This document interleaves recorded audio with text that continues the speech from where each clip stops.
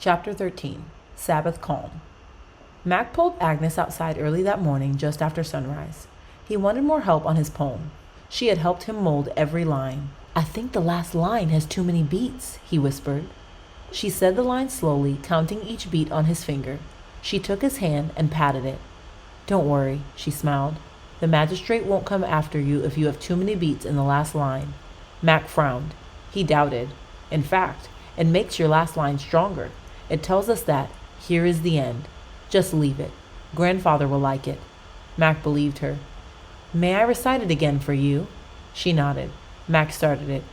"Gray sea carves cliffs of red, its blade a mirror bright." And he finished for her. They had agreed to switch back bright for shine. She kissed him and told him to recite it to Grandfather as soon as he woke up. As they strolled back to the cottage, Agnes started over in the direction of St. Vigian's church, out of view as it was. When they came back inside the cottage, Mother said, "It's got to go today." Mother, I just said it one last time for Agnes," Mac said. Mother looked confused. Then she smiled as she tied her apron around her. "I was talking about the Tammy, son, not your poem." Mac knew this was coming too.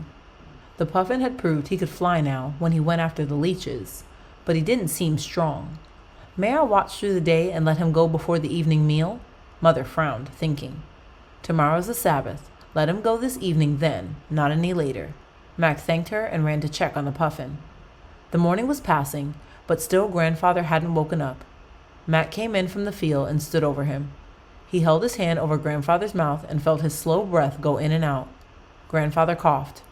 And Mac made up a cough too, in the hopes of waking him. He put his nose right next to Grandfather's. Mother smiled as she watched from across the room. She saw Mac's lips whispering something, and then he walked over to Mother. "I don't think he's going to wake up," Mac said. "He had a very difficult night, son. Yesterday's excitement with the leeches took much out of him, I think." Mac glanced back to Grandfather. "Why don't you tell him your poem while he sleeps?" said Mother. "I'd like to hear it too." Mac showed nothing on his face, but he crossed the room and stood again by Grandfather. Mother followed behind him. "Agnes helped me very much," said Mac, looking up at Mother. She nodded and crossed her arms. "Say the poem for him," she said. Mac sighed and closed his eyes. Then he started in a low voice. Mother made him start again, louder. He spoke, almost holding his breath. "Gray sea carves cliffs of red, its blade a mirror bright, gives fish a rolling bed, protects us from the night. A weary head it calms, repeats the lessons of the Psalms." Grandfather didn't stir. Mac finally breathed normally and opened his eyes. Mother smiled behind him. "Say it again for him, son," said Mother. "Whisper it in his ear until he wakes up." She patted his head and went back to work.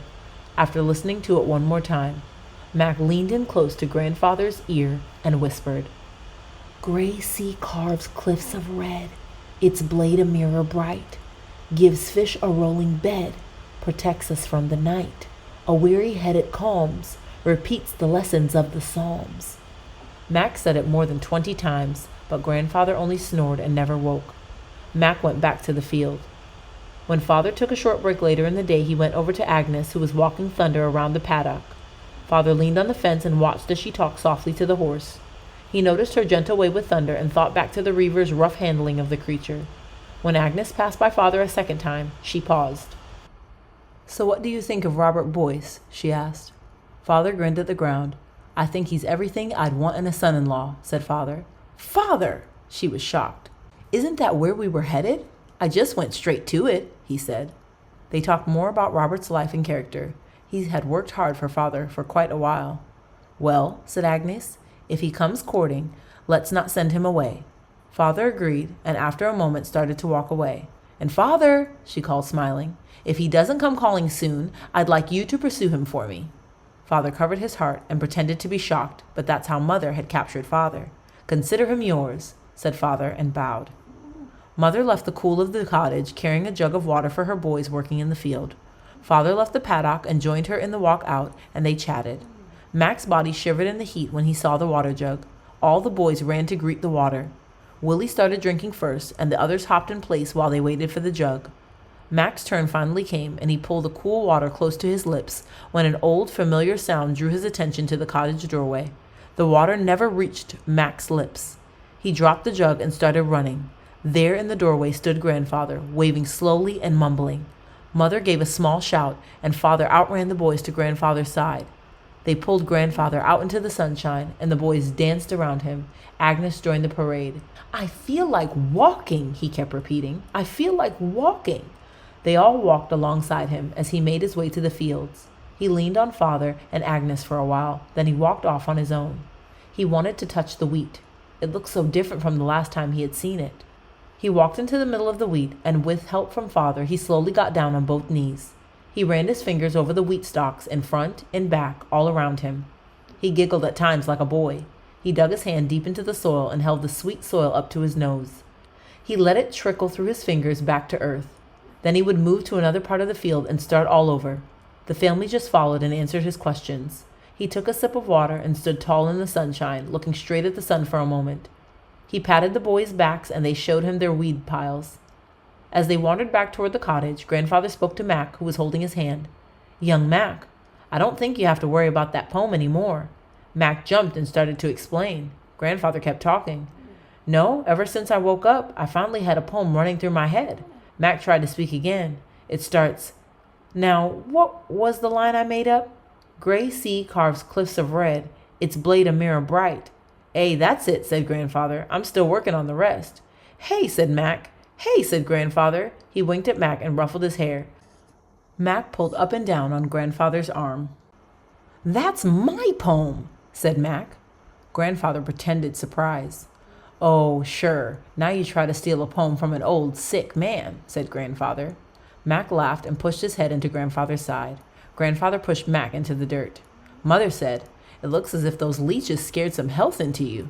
Grandfather growled, reached over and pulled her hair a bit. No, my body just wouldn't stop.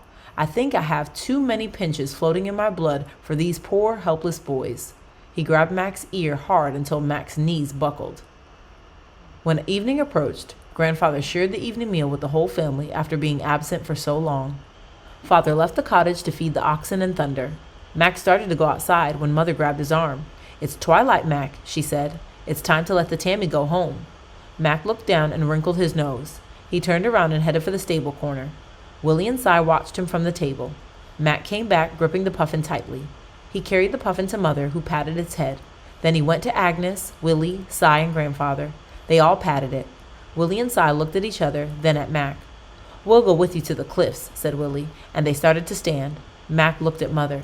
"I'd like to go alone," said Mac. Mother dried her hands on her apron and nodded.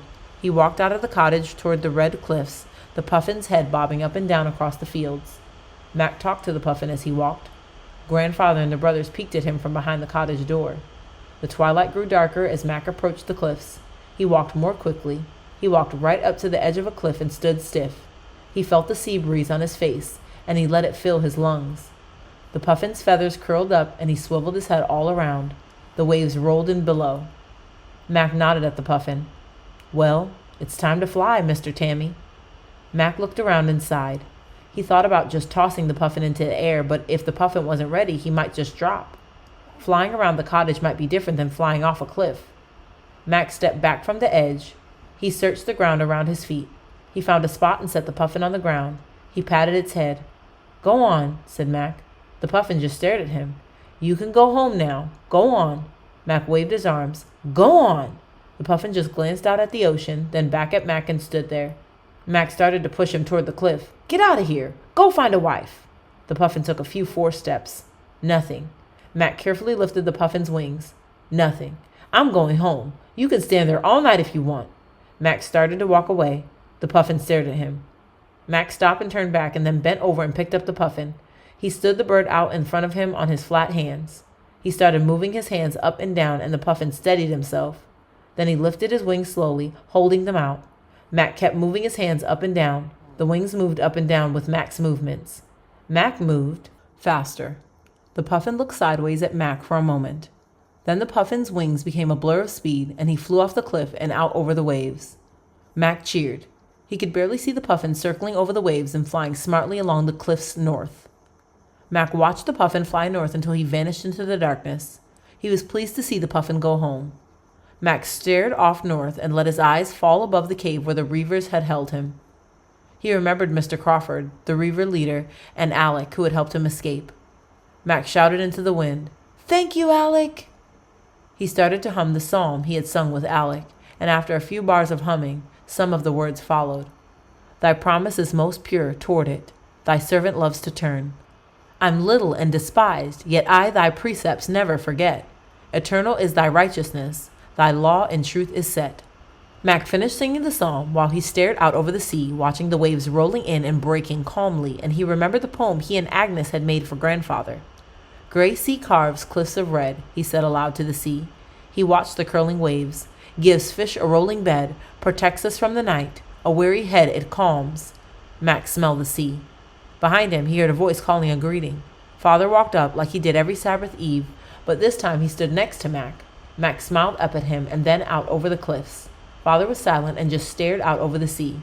When the last wisps of sunlight had finally vanished, Mac looked up at Father. "Well," said Mac, "will you wrestle with me?" Father smiled out over the waves, then his face went straight.